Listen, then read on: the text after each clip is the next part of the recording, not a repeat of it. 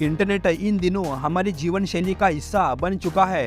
Internet हमारी मूलभूत प्रमुख आवश्यकता के साथ इंटरनेट का उचित उपयोग हमारे जीवन को आसान, तेज और सरल बनाता है। इंटरनेट व्यक्तिगत, सामाजिक और आर्थिक विकास के लिए तथ्यों और आंकड़ों, सूचना, जानकारी, मार्गदर्शन एवं ज्ञान के लिए हमारी मदद करता है। दोस्तों, आगे बढ़ने से पहले मेरी आपसे गुजारिश है, कृपया मेरे चैनल को सब्सक्राइब करें, शेयर करें, क्योंकि दोस्तों सिर्फ एक वीडियो बनाने के लिए मुझे 30 से 40 घंटे लगते हैं। दिन रात बहुत कड़ी मेहनत से एक वीडियो बनता है। वीडियो बनाने के लिए बहुत सारी बातों का, हर छोटी से छोटी चीज़ के ऊपर ध्यान देना होता है। जल्दबाजी में, हड़बड़ी में मैं वीडियो नहीं बनाता। 1980 के दशक के दौरान मोबाइल इंटरनेट 1G अस्तित्व में आया। जब शुरुआती स्टेज में 1G था, तब उस वक्त वैज्ञानिकों ने नहीं सोचा होगा कि जिस तकनीक का वह इजाद कर रहे हैं वह भविष्य में पूरी दुनिया को बदलकर इंसान की जिंदगी को सुगम, सरल और एडवांस भी बनाएगा। तब के 1G फोन्स लंबे एंटीना वाले मोबाइल फोन हुआ करते थे। उन्हें ही फर्स्ट जनरेशन मोबाइल फोन कहा जाता है। 1G मोबाइल फोन्स की इंटरनेट स्पीड सिर्फ 24 kbs यानी 24 किलोबाइट प्रति सेकंड होती थी। यह स्पीड हालांकि उस पुराने दौर में बहुत ज़्यादा मायने नहीं रखती थी, क्योंकि तब लोगों की ज़रूरतें भी ऐसी नहीं थी कि वो इस टेक्नोलॉजी से ज़्यादा काम ले सके। लेकिन कम स्पीड के अलावा इस जनरेशन की सबसे बड़ी खामी यह थी कि उस फ़ोन से कोई भी मैसेज नहीं किया जा सकता था। इस टेक्नोलॉजी में डिजिटल नहीं बल्कि सिर्फ बेसिक एनालॉग सिस्टम का ही काम मुमकिन था। फ़ोन में सिर्फ एनालॉग सिग्नल का ही आदान प्रदान होता था और इसी से वॉइस कॉलिंग होती थी। इस फ़ोन में SMS नहीं होते थे। फिर भी इस टेक्नोलॉजी में सुधार होता गया। धीरे धीरे यह एडवांस होता गया। धीरे धीरे समय गुजरता गया। फर्स्ट जनरेशन 1G में जो सुधार हो रहा था, उसी का फायदा फर्स्ट जनरेशन की खामियों को दूर कर नया सेकंड जनरेशन 2G फोन्स 1990 के दशक में मार्केट में अपनी एंट्री ले रहे थे, जिसने 1990 के दशक में एंट्री लेने के बाद इस तकनीक से स्पीड भी बढ़कर 64 kbs यानी 64 किलोबाइट प्रति सेकंड के करीब पहुंच गई। हालांकि इस स्पीड को भी बहुत ज़्यादा नहीं कहा जाएगा, लेकिन इस जनरेशन में जो सबसे बड़ी चीज़ जुड़ गई वह थी मोबाइल SMS। 2G के साथ मोबाइल फोन्स में वॉइस कॉलिंग के साथ साथ SMS का भी चलन शुरू हो गया था। SMS की शुरुआत 2G के दौरान ही हुई थी। यही वो दौर था जब एक मैसेज करने के लिए 3 रुपये से लेकर 5 रुपये तक का चार्ज लगता था, और उसमें भी टेक्स्ट लिमिट यानी शब्दों की सीमा मर्यादित तो होती थी। एक मर्यादा के अंदर ही आप इसमें SMS कर सकते थे।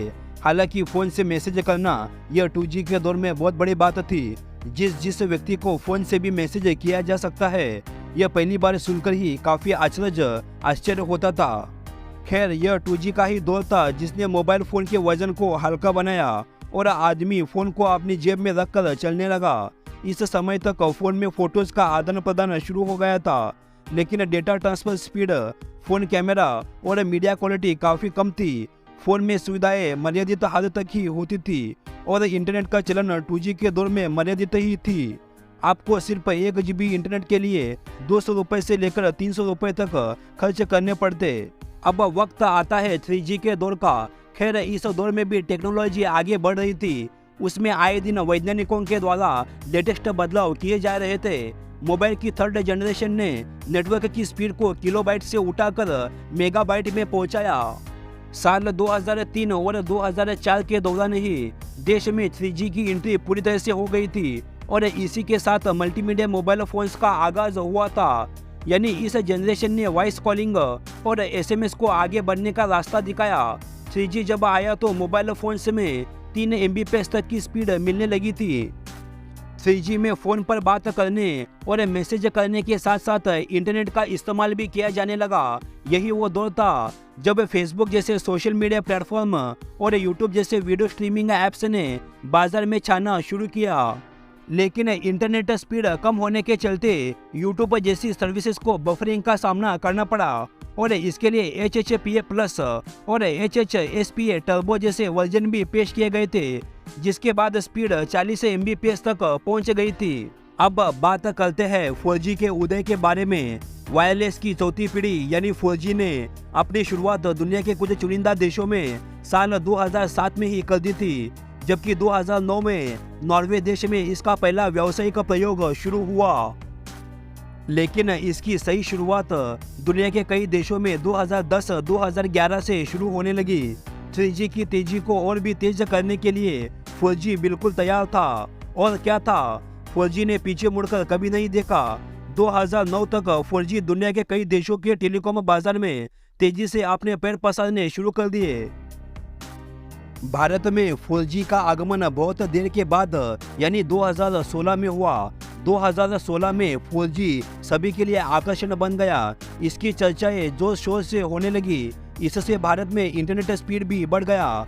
4G नेटवर्क पर इंटरनेट स्पीड बढ़कर 20 Mbps से लेकर 100 Mbps तक हो गई।